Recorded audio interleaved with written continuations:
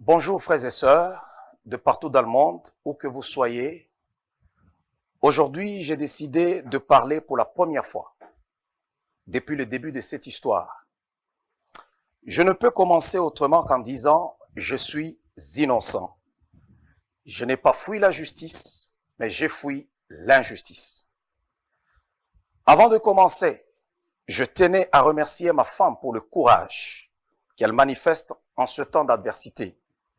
Ma femme, je suis au courant de tout ce qu'on te fait subir à cause de moi.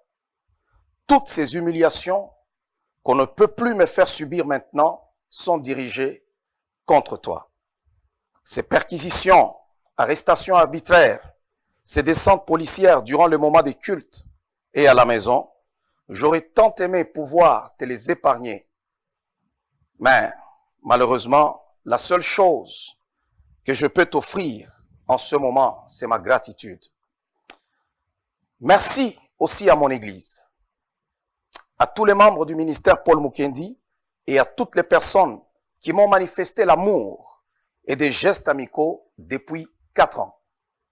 Cette vague d'amour et de soutien est ce qui me permet de tenir et qui montre encore qu'il y a des hommes et des femmes intègres, des gens capables de se tenir debout pour la vérité et pour la justice. En parlant, mon but n'est pas de salir la justice, ni de faire un affront contre la justice. Ce n'est pas un défi contre la justice, loin de là. Je refuse tout simplement de laisser ma vie à la merci d'un groupe d'individus influents, déterminés à détruire ma vie et tout ce que j'ai construit. Ils sont influents à tel point d'avoir dans leur poche des personnes clés d'un système résolu à rayer mon nom de la surface de la terre.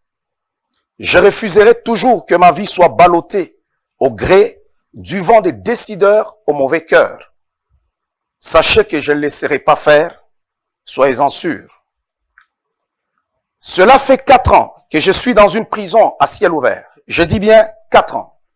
Et 4 ans de persécution, de souffrance, d'humiliation, où je ne me suis jamais soustrait à la justice. J'ai été là, je n'ai jamais fui, je ne me suis jamais soustrait pendant tous ces 4 années. J'ai collaboré à chaque étape du long et pénible processus judiciaire.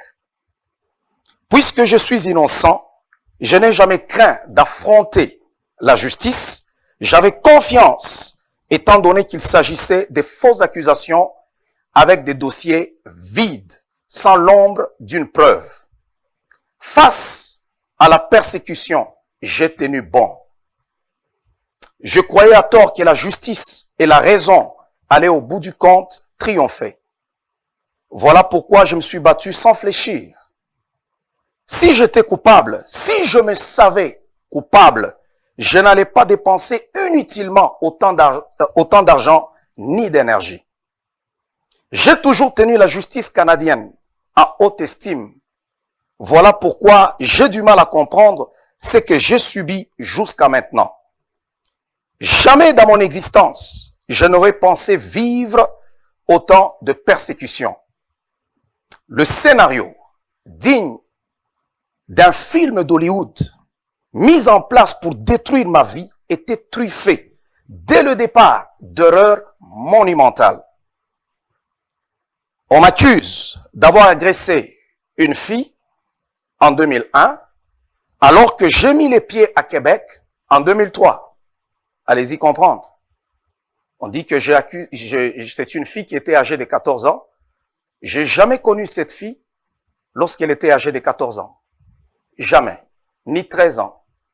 2001, je n'étais pas au Canada, je vivais en Afrique. 2002, je n'étais pas à Québec. Je suis arrivé à Québec en 2003. Je ne sais pas si les viols par télépathie existent, mais c'est ce dont j'ai été accusé et déclaré coupable hors de tout doute raisonnable. Incroyable, mais vrai. Je peux aisément imaginer qu'un individu mente, mais que les juges ne fassent pas retentir la sonnette d'alarme de ce comédie et que pire, il justifie la fausse victime en expliquant que ces nombreuses contradictions relevées à la cour sont dues à des effets de médicaments qu'elle aurait consommés. C'est hallucinant. C'est hallucinant. Abracadabra. Incroyable, incompréhensible. Je comprends difficilement que les incohérences du témoignage de la fausse victime aient été excusées par le tribunal sous prétexte qu'elle était sous médication. Ainsi donc, on peut condamner aussi facilement une personne à une lourde peine de 8 ans d'emprisonnement. Je dis bien 8 ans d'emprisonnement. Ce n'est pas 8 jours, ce n'est pas 8 semaines, mais c'est 8 ans d'emprisonnement sur base d'un témoin qui est sous l'effet de la drogue. J'ai un alibi qui est infalsifiable. Un alibi infalsifiable. Que mon avocat, Maître Dominique Bertrand, a fait valoir devant la cour, mais que les jurés et les juges ont balayé du revers de la main.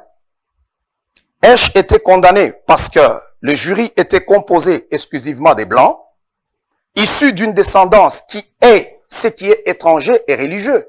La question se pose. La question se pose. Et je dirais encore une fois en ce jour qu'il faut, quand vous regardez cette histoire, vous vous dites, waouh, où suis-je? Est-ce que ça s'est passé au Canada? Ça s'est passé au Québec? Vous pourriez vous croire peut-être que ça s'est passé en Afghanistan ou ça s'est passé en Corée du Nord. Mais j'ai vécu toutes ces choses au Québec. Ce déni de justice n'est pas surprenant. La décision des jurés n'est pas non plus étonnante. Si l'on regarde la campagne de salissage médiatique dont j'ai fait l'objet avant même le début du procès, les jurés ont eu accès à cette couverture médiatique et cette campagne de désinformation. La stratégie était de me détruire avant tout dans l'opinion publique. C'était ça la stratégie. Il faut d'abord me détruire, c'était la guerre de l'opinion publique. Il fallait me détruire dans l'opinion publique. Il fallait que je sois perçu comme un monstre, un manipulateur narcissique, un homophobe et de surcroît un misogyne. La journée où on m'a arrêté et lorsque je fus libéré, tout ce qui passait à la télévision comme message, c'était mes prédications que j'ai données à l'église sur l'homosexualité. Alors, je me pose la question, quel était le message qui était derrière? Et si je suis à l'église, moi je suis un homme d'église, je suis un pasteur, je m'en vais pas à l'église pour aller lire un livre de Machiavel ou de Darwin ou parler, je ne sais pas, de Barack Obama. Lorsque je suis à l'église, je prêche ce qui est écrit dans la Bible. C'est ce que je prêche aux enfants de Dieu. Et une fois, j'ai lu le livre d'Éphésiens. Là, on parle que le mari est le chef de la femme. Et le lendemain matin, allez, TVA a récupéré, les journaux ont récupéré, que non, l'apôtre de la ville de Québec a dit que les hommes étaient supérieurs aux femmes. Et tout ça, c'était pour me présenter comme un misogyne.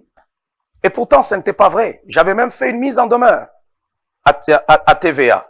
Et lorsque les membres de l'église arrivaient, parce qu'il y avait des journalistes qui attendaient là devant les portes de l'église, et l'un d'eux a reconnu, l'un des journalistes de TVA, il s'est approché et dit, mais pourquoi vous faites ça? Vous savez que ce n'est pas ce qu'il a voulu dire. Vous êtes en train de déformer ses paroles.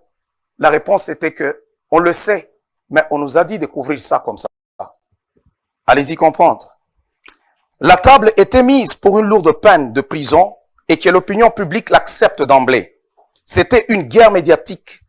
Les médias s'en sont donnés à cœur joie, relayant sans scrupule des faussetés à mon sujet, sans que je ne sois en mesure de me défendre, étant donné que j'avais une ordonnance m'interdisant de parler sur l'administration de la justice, ni sur l'affaire qui était devant les tribunaux. Je ne pouvais pas parler, j'étais muselé, je ne pouvais pas intervenir, pas du tout, parce que j'avais une ordonnance de la Cour qui m'interdisait de parler et de m'expliquer, ni de faire un commentaire sur ce qui se passait ou même sur l'administration de la justice. Le parti pris des journalistes se voyait à l'œil nu. Quand c'était le tour des témoins de la poursuite, ils étaient tous attroupés à la cour pour apporter le pseudo-fait. Quand c'était À mon tour, lorsque mes avocats pouvaient parler, la salle de cours se vidait des journalistes. Quel intérêt avait-il à écouter ceux qui plaidaient à ma faveur? Pas d'intérêt. Tout ce qui les intéressait était de me dépeindre au travers une lorgnette déformée par le mensonge pour alimenter l'opinion publique défavorable envers moi et ainsi mieux influencer les jurés. C'est dans ces circonstances que je me suis retrouvé muselé, incapable de me défendre face à une machine infernale, déterminée à tuer toute once de sympathie des Québécois à mon égard. Aucun média jusqu'à maintenant n'a documenté mon cas avec objectivité. Aucun média, ni rapporté les faits comme l'exige la déontologie journalistique. Aucun, personne ne l'a fait. Ça n'intéresse personne. Il faut qu'il soit déclaré coupable. Il doit faire ses 8 ans de prison. C'est tout ce qui les intéresse. Dès qu'il s'agissait de moi, tous les coups, toutes les bassesses étaient permis. Le mot d'ordre avait été donné. Détruire Paul Mukendi par n'importe quel moyen. C'était ça le mot d'ordre. Cet acharnement médiatique ne m'a pas ébranlé. Il ne faisait aucun doute que j'étais condamné dans le procès populaire où les médias étaient à la fois juges et parties. Cependant, je pensais qu'un tribunal canadien, devant un tribunal canadien, les affirmations gratuites dont j'étais victime n'avaient pas de place. Je pensais que là où les médias et les enquêteurs de la police ont failli, la justice et la raison allaient faire correctement son travail.